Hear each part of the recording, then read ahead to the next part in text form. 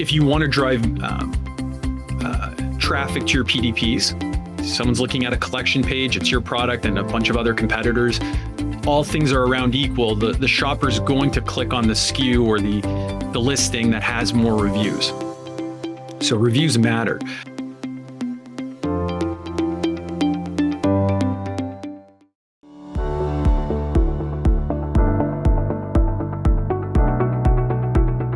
ReviewHub is the most meaningful technology innovation in review syndication in over 20 years. What ReviewHub does, it democratizes review flow from brands and sellers to retailers and marketplaces. And this is a big innovation because for so long, reviews has been really managed by third-party syndicators, and the flow of reviews into retailers was so much about gating reviews, monetizing reviews in a way that made it very difficult for sellers, today's sellers in this marketplace environment, but even private label suppliers, national brand suppliers, to comfortably and cost effectively push reviews at scale into these channels. The audience that we serve, or the stakeholders we serve, are first and foremost marketplaces, retailers, sellers, national brands, private brand suppliers, and we serve review apps too. It's a huge part of what ReviewHub is basically democratizing this space by letting review apps have access to retailers and marketplaces. And I guess the last stakeholder group that we serve are shoppers. Shoppers deserve to see review content, as many reviews as they possibly could see before making a purchase decision. So all those groups together are really the groups that we're serving.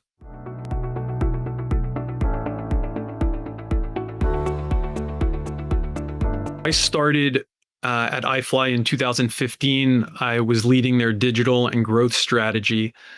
At the time, iFly was selling nowhere online, not D2C. We had no D2C website. We weren't even selling digital marketplaces at the time. We were really selling in brick and mortar, and we were very concentrated or had a bigger presence at Walmart in store. We had something like 6 SKUs in store at Walmart on their modular. And one of the challenges that we had to overcome, one of the objectives we wanted to achieve, was to become the biggest and best luggage brand at Walmart.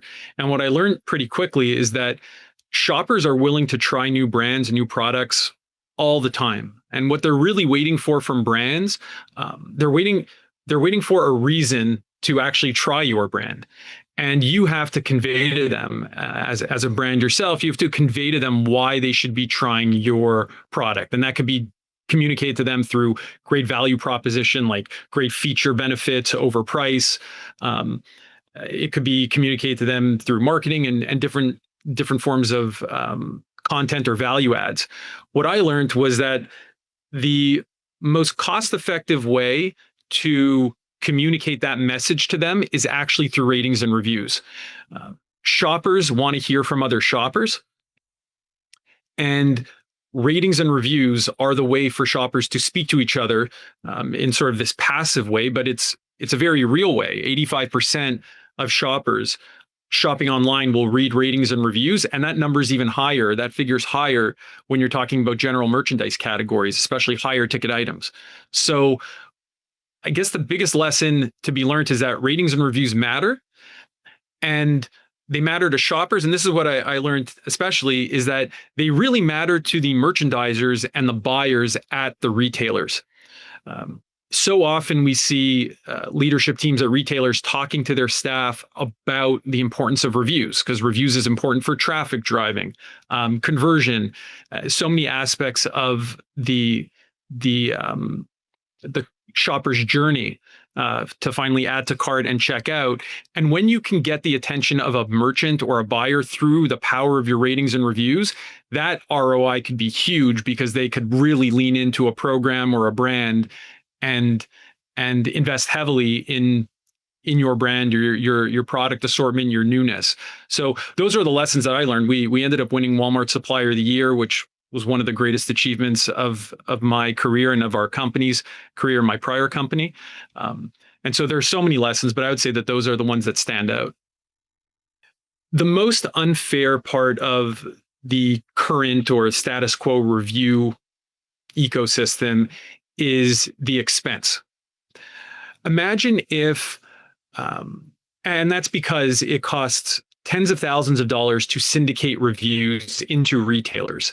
And depending on the size of your company, the syndication model that exists, they'll charge some brands higher amounts, and depending on your place in the market and maybe your build as a company.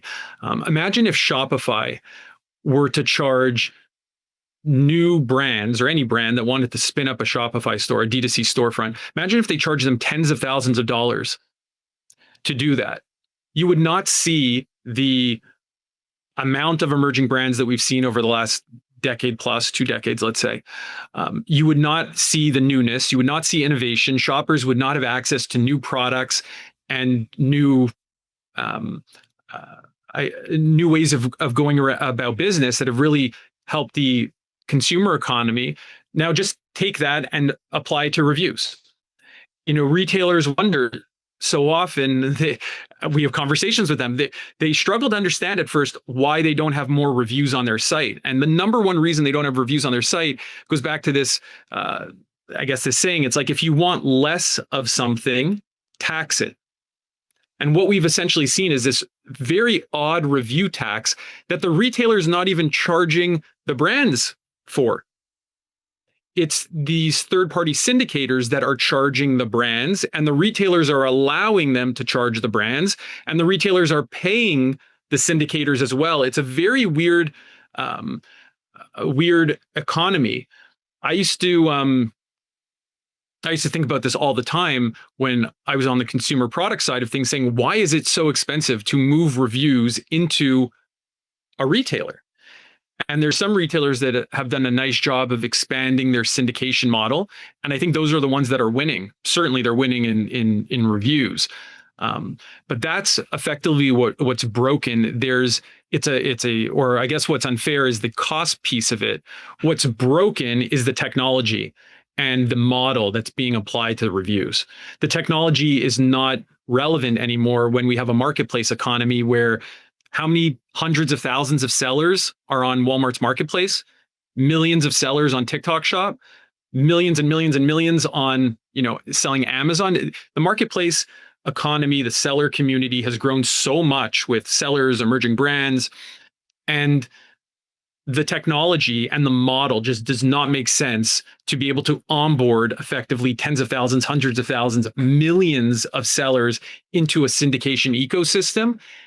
That's one of the problems that ReviewHub solves so efficiently and effectively.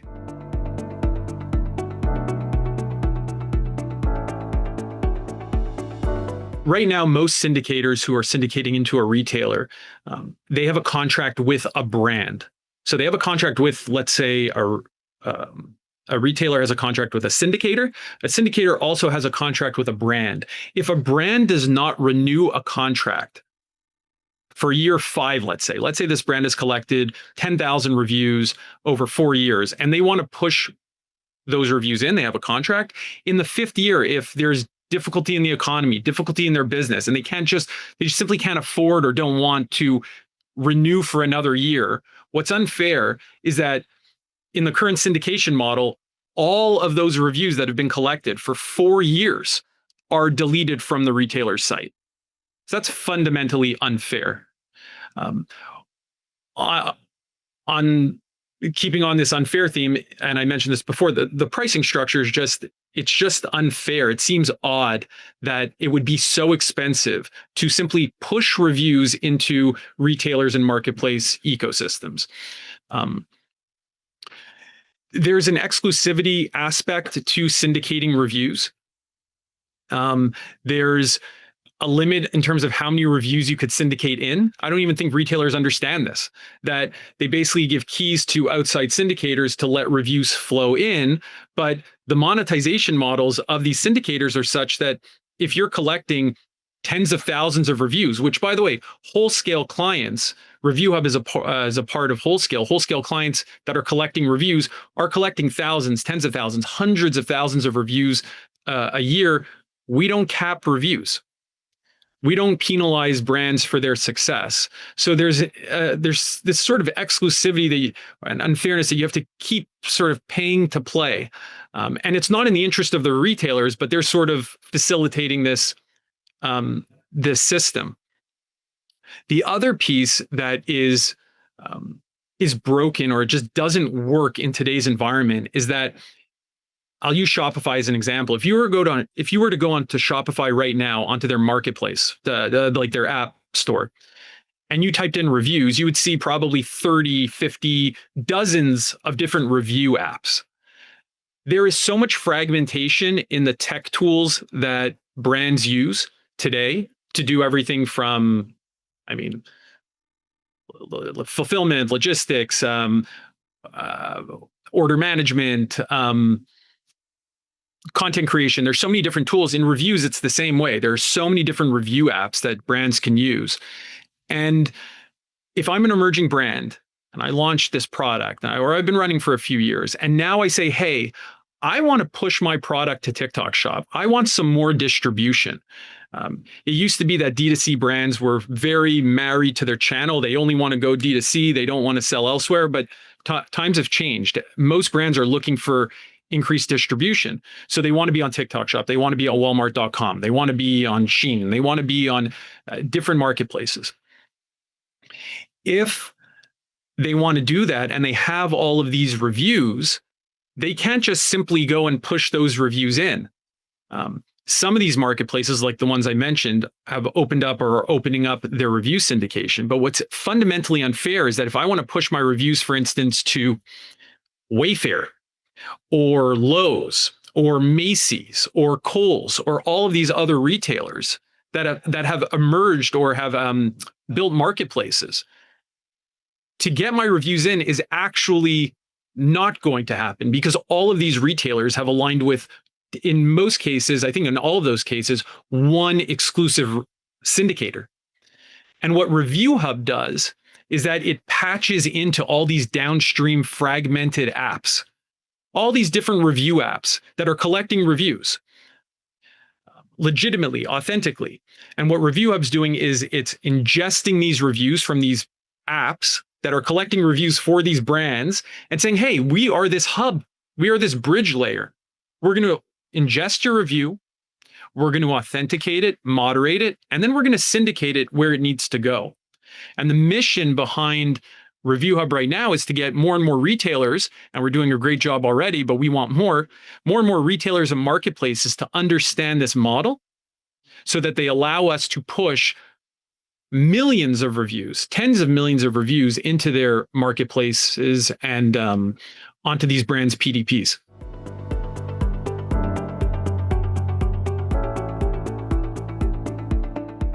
People have called us the Zapier of review syndication. Zapier is this great company that basically is an integrator. So I think it has thousands, 7,000 plus maybe, different apps in its ecosystem. And for instance, if you want to move data from one app to another, let's say, I don't know, a Google Sheet to MailChimp, I'm sort of making this up. I think it's probably possible, but you could use Zapier to do that, to basically transfer data from one app to another. And that is much needed in the review space. So where we thrive is that we could take reviews from a downstream app like Judge Me, that is collecting reviews for a lot of merchants on Shopify. And we could take those reviews and then push them to TikTok Shop. And that is profoundly a different method or model of syndication, which is one that is open. We're not going to Judge Me and saying, hey, we want to be competitors. We want, if you're a brand using Judge Me, don't use Judge Me, just use, Wholesale, and ReviewHub will get reviews from Wholesale and push them where they need to go. We have this open model because we understand that most brands, in fact, all brands, are using dozens of different review apps. And it's not about having every ounce of the review ecosystem to ourselves. It's about understanding that this ecosystem's not going away, and we need to nurture it and cultivate it in a way that works for review apps, for brands, for sellers, for marketplaces and retailers, and the shoppers. So that's where we really view ourselves as this bridge layer connecting these very different parts of the review landscape.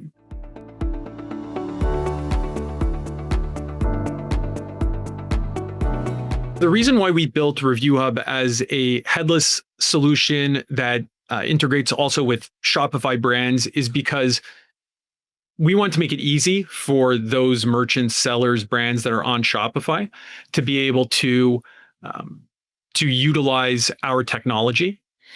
We also made it headless because there are some brands out there that are not necessarily using Shopify.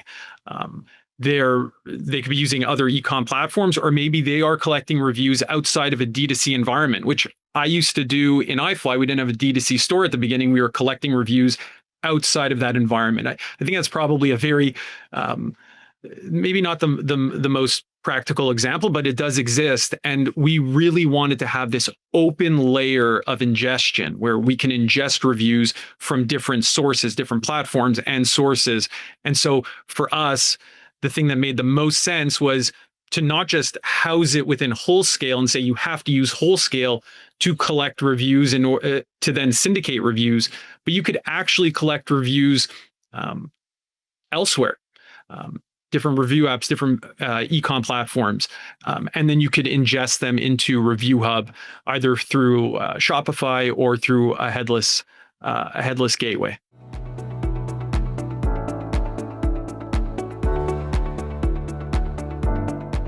As brands shift from 1P to 3P, which is so common now, retailers don't want to own as much inventory.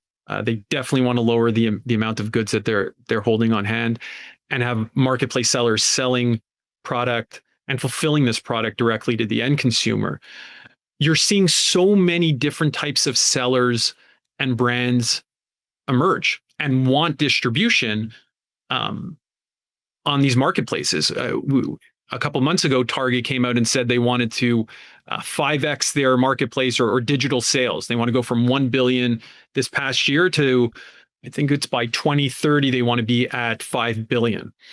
In order to do that, you can't keep your current mix of sellers and just say, hey, 5x your business, please. That's just not going to happen. You need to attract more and more sellers and products to your marketplace. And the way that you do that as a marketplace and a retailer is really through two ways. You need to reduce the cost, and you need to reduce the complexity of doing business with you from a seller standpoint. And so we built ReviewHub, and our pricing model is so transparent. We're not sizing up clients. It's very public, transparent. It's clear. We have made it so affordable to syndicate reviews, and we have made it so seamless to syndicate reviews. And that goes back to the headless approach, the Shopify integration approach. We want to make it easy and we want to make it affordable, because sellers today, they're thinking, when they're choosing between different marketplaces to list on, they're thinking about, what's it going to cost me? What are my margins going to be net? And how difficult is this going to be to execute? And then they'll choose marketplaces based on those terms. It's not just about the traffic that they can get in a marketplace. It's about the cost and ease of doing business. So that's the way we think about the marketplace in general today. When we think about 1P versus 3P, the 3P sellers have a very different mindset than the 1P sellers.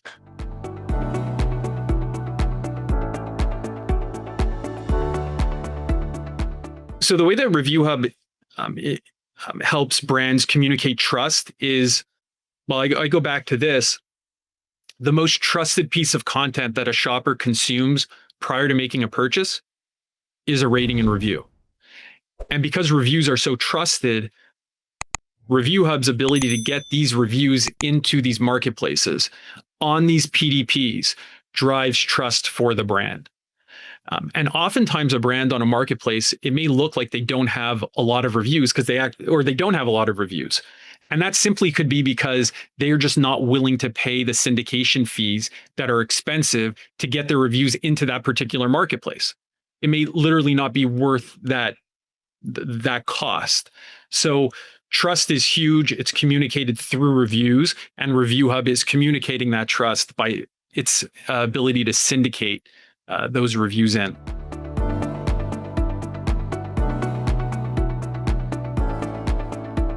The pricing model with ReviewHub is really the fundamental way that we are appealing to the seller community, in addition to the way that sellers can now integrate their reviews into our hub and get them syndicated.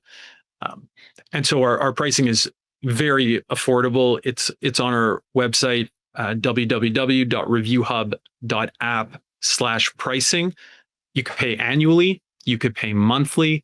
So not only the price, but the way we allow brands to pay just makes it totally conducive for an emerging brand or an established brand to start syndicating reviews at scale with us.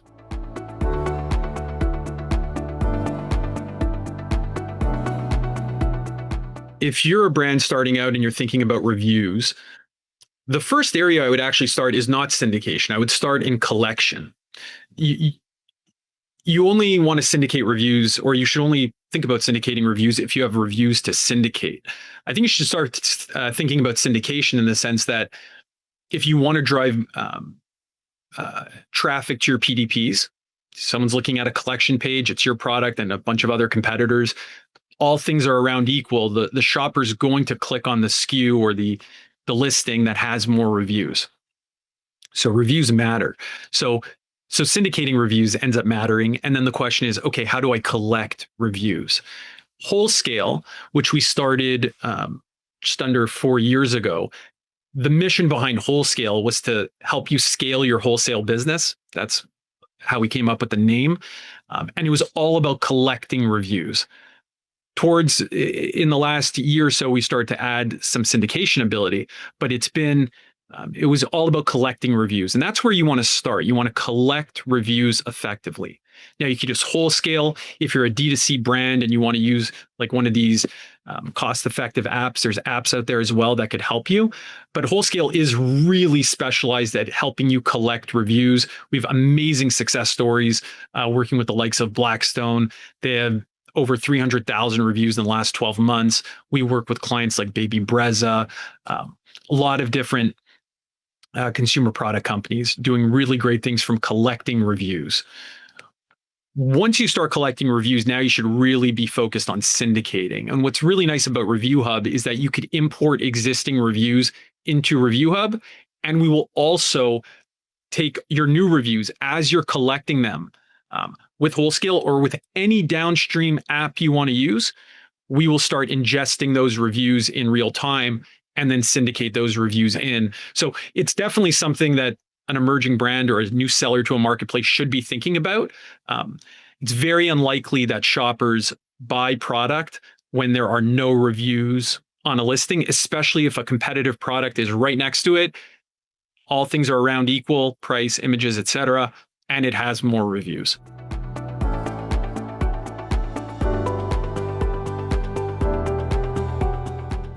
Most retailers, it start with this, like crawl, walk, run. Most retailers and marketplaces are looking for reviews, and specifically breadth.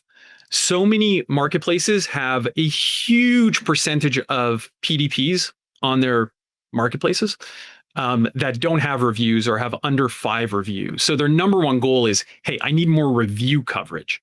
And that's why an exclusive syndication model where you basically anoint one syndicator and say, do all my syndication, that doesn't make sense because the market at the brand level is so fragmented. So from a review app adoption standpoint, there's so many different review apps that if you just choose one, you're going to miss out on all these other opportunities to get reviews. So breadth is number one. Marketplaces want a lot of coverage across their PDPs. The second one is depth. They want each PDP to have a lot of reviews. So I would say breadth and depth. And then the third piece in this crawl, walk, run is they actually want images. I think images are becoming way more important. And what I love about images, I think what most shoppers love about images is that when you have a very what's a natural looking image, I'm trying to like not a cameo, not like some stock like perfectly edited photo, but some very like organic, natural looking photo. Someone takes a picture of a product that they just bought and writes a review. That drives the authenticity factor up in a big way. Even though the review is authentic to begin with, adding an image makes the shopper who's looking at that PDP feel even more comfortable about that review. So I would say breadth, depth, and images, all of that is we're able to syndicate all of that. Obviously, review content and images into marketplaces, and that's one of the areas that they're loving so much about what we're offering.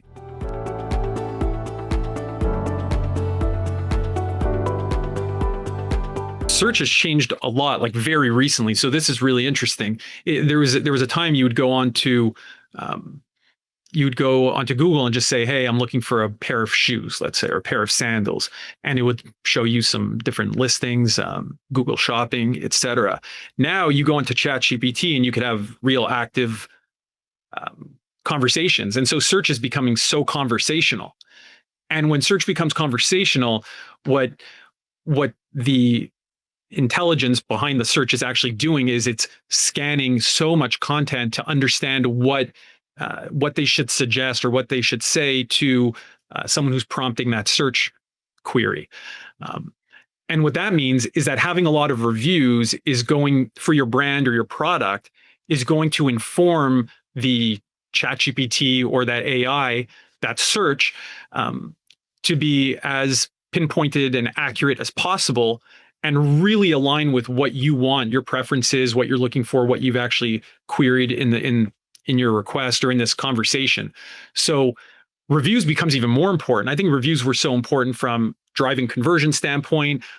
That's to get shoppers to buy, understanding your product, your merchandising, the experience from your shoppers. So more of an analytics tool. And now we're seeing it really drive conversational commerce, search, SEO, and different and search results from shoppers.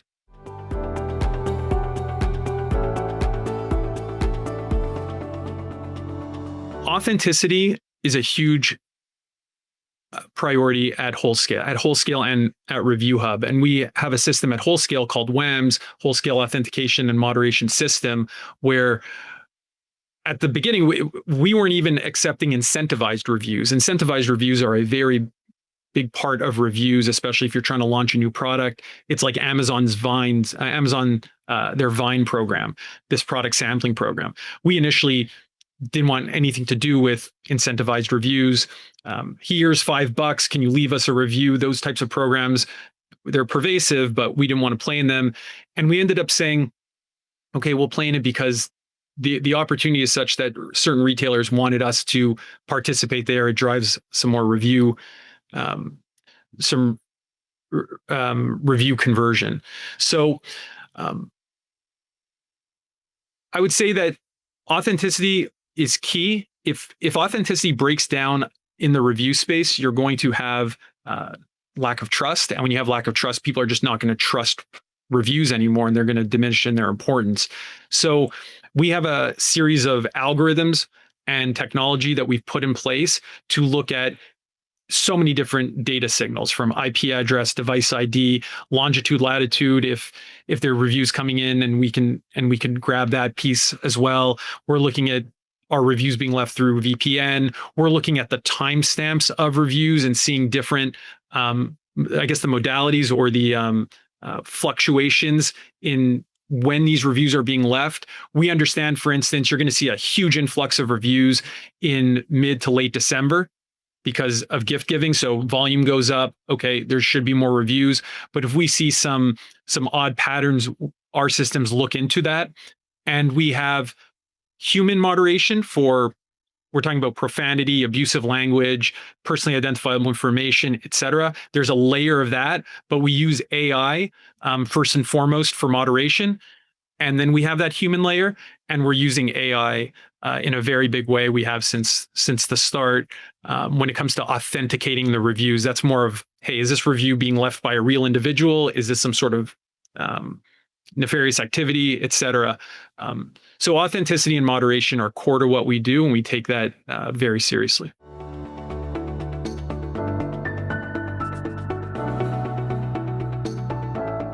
I think that the risks, if you're relying on inauthentic reviews or unauthenticated reviews, low quality content, there's really two risks. There's a legal risk, and the FTC has been pretty clear about how it feels, what it feels about inauthentic reviews. There's been a lot done at the FTC level over the last 2 years. I think a year ago, there was a new big report with more guidance given to all stakeholders in reviews, not just product reviews, but you see this a lot in the hospitality, food, like restaurant reviews, et cetera. So there's a legal component where there's penalties for that type of behavior. And then just from a commercial standpoint, I think is even the more, is the one that will have an even greater impact on those that are not following authenticity practices.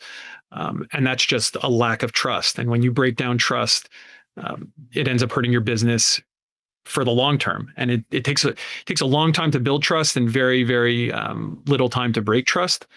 So I would say that those are really the two fundamental, I guess, consequences for that type of activity.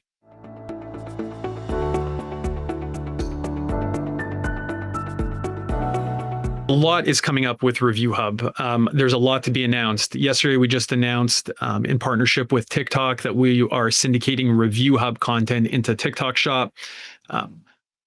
That was an amazing achievement. And there'll be more marketplaces that you're going to hear about in the coming weeks. We just have not announced them yet. And you're going to hear about more partners on the review side of things, review apps. And you're also going to hear partnerships with different first-party data collectors, also sampling solutions. So different companies in the partnership realm are going to be part of the ReviewHub ecosystem. I think that bodes well for everyone. It bodes well for shoppers who are going to read all these reviews that they're now going to have access to inform their purchase decisions. And it's going to help brands and sellers collect reviews and drive reviews in some very innovative ways, which is that's really Wholescale's DNA, is collecting reviews in innovative ways. So you'll see announcements there, and you're definitely going to see announcements about more marketplaces jumping onto ReviewHub.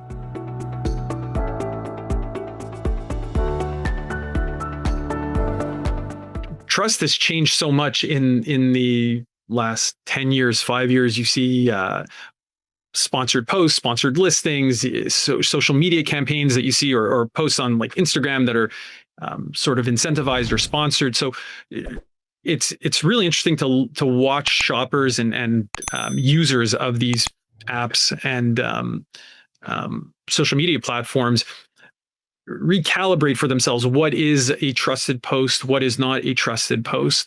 I think reviews has to continue to drive authenticity. I think if it breaks down, and we've seen a lot of this, you see Facebook groups that are trying to pump reviews to Amazon, and you've seen Amazon take these situations more seriously. It's not always easy because some of these actors are very innovative in the way that they operate. But I don't know if I'm going to be able to predict the future. I'd like to see reviews be protected. It's important for the industry. It's important for shoppers, and time will tell. But we based off the information that we have and what we're working towards, we see reviews continuing to be the number one driver of, in terms of content that's consumed by a shopper, the number one driver towards conversion at the PDP level.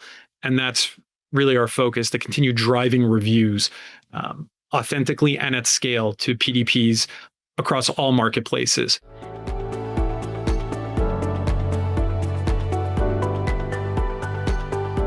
The best way right now is to do a couple of things.